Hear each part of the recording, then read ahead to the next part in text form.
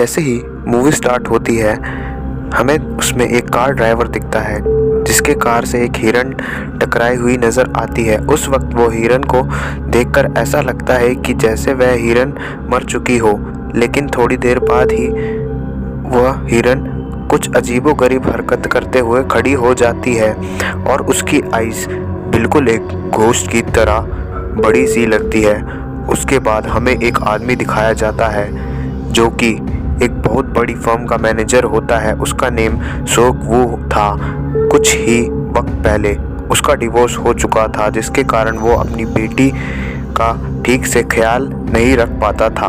अगले दिन उसकी बेटी का बर्थडे होता है, तो इसलिए उसकी बेटी उससे जिद करती है कि वो उसे उसकी मॉम से मिलवाने लेकर जाए, जो कि बुसान में रहती है। और फिर सोक वू, उस लड़की का फादर, इस बात पर एग्री हो जाता है और फिर दोनों बाप बेटी ट्रेन पकड़कर बुसान के लिए रवाना हो जाते हैं, जिसमें से एक हस्बैंड सेंगवा होता है जो अपनी प्रेग्नेंट वाइफ सुंग जियोंग के साथ होता है। उनके अलावा एक स्कूल की बास्केटबॉल टीम होती है। उसके बाद जैसे ही ट्रेन का डोर ओपन होता है तो एक लड़की भागकर ट्रेन में घुस जाती है, जिसके पाँव में किसी ने काटा हुआ होता है। और फिर कुछ ही पलों में वो लड़की एक ज़ॉम्बी बन जाती है और ज़ॉम्बी बनते ही वो लड़की ट्रेन में मौजूद एक ट्रेन अटेंडेंट को काट लेती है और उसके काटते ही वो अटेंडेंट ज़ॉम्बी में चेंज हो जाती है। यह सब होते ही वो वायरस ट्रेन में सफ़र करते हुए लोगों में फैलने लगता है, जिसकी वजह से ट्रेन के बहुत सारे इसकी गिरफ्त में आने लगते हैं। उसके बाद ट्रेन में उस वायरस से बचे कुछ लोग उस इन्फेक्टेड ज़ॉम्बी से भरे बॉक्स को छोड़कर ट्रेन के दूसरे बॉक्स में आ जाते हैं और जिस बॉक्स में वो लोग पहुंचते हैं उस बॉक्स में अभी भी वो वायरस नहीं पहुंचा था। उसके बाद एक न्यूज़ ब्रॉडकास्ट में यह दिखाया जाता है कि वो वायरस उस ट्रेन में फैलने के अलावा पूरी कंट्री में भी फैल चुका है और बहुत लोग इसकी चपेट में आ चुके हैं।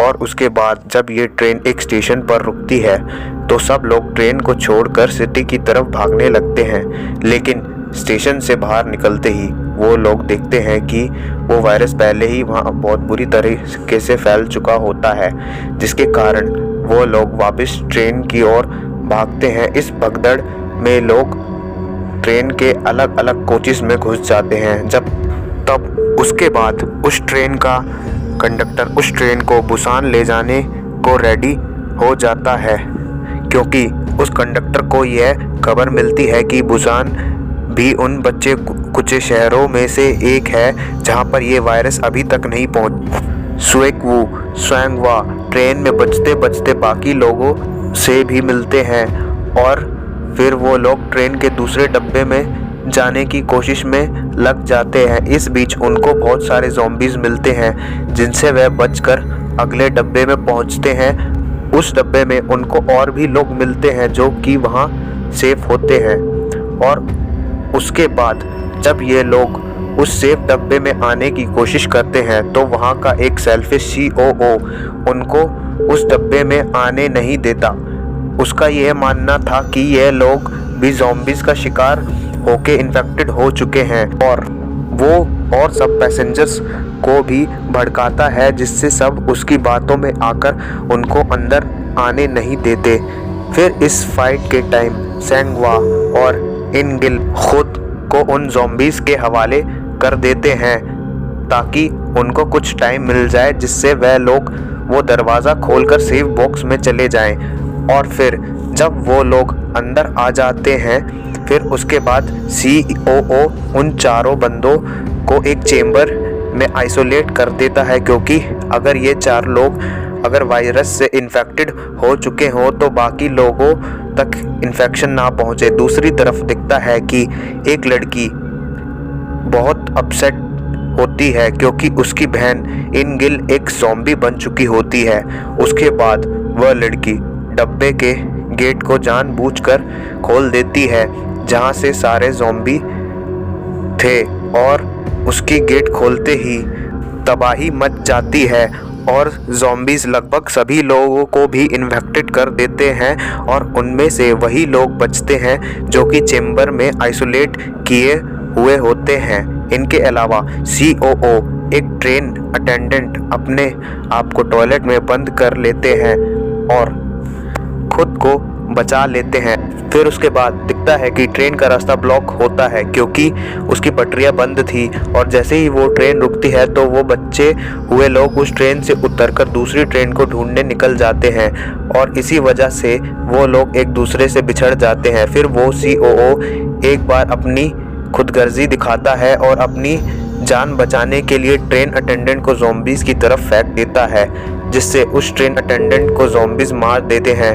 अब वैसा करके वो COO बच तो गया था पर उसको एक ज़ॉम्बी ने काट लिया था और श्योरली वो भी एक ज़ॉम्बी बन चुका था और वो बचे हुए लोगों पर अटैक कर देता है, जिसमें सोएक वू उस ज़ॉम्बी COO से लड़ता है, लेकिन फाइट के टाइम वो COO उसको काट लेता है।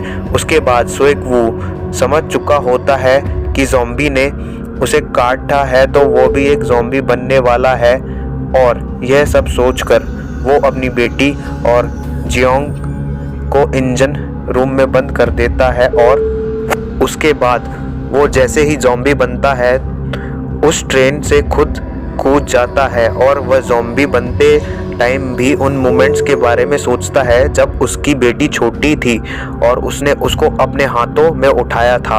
उसके बाद वह ट्रेन फाइनली बुसान पहुंच जाती है और फिर दोनों लड़कियां ट्रेन से उतर जाती हैं और आगे की तरफ जाती हैं। आगे कुछ सोल्जर्स होते हैं जो उस बॉर्डर को ज़ॉम्बी से प्रोटेक्ट कर रहे होते हैं। फिर वह सोल्जर्स उन दोनों को देखकर यह सोचते हैं कि ये दोनों भी ज़ॉम्बीज़ हैं और वो उन दोनों को शूट करने ही वाले होते हैं कि तभी वह बच्ची गाना गाने लग जाती है। तब वो सोल्जर समझ जाते हैं कि वह दोनों ज़ॉम्बी नहीं बल्कि ह्यूमंस हैं। वो लड़की वही गाना गा रही होती है जो वह अपने पापा को सुनाना चाहती थी, पर अब उनकी डेथ के बाद उनकी याद में गा रही थी और फिर उसके बाद मूवी यहीं एंड हो जाती है।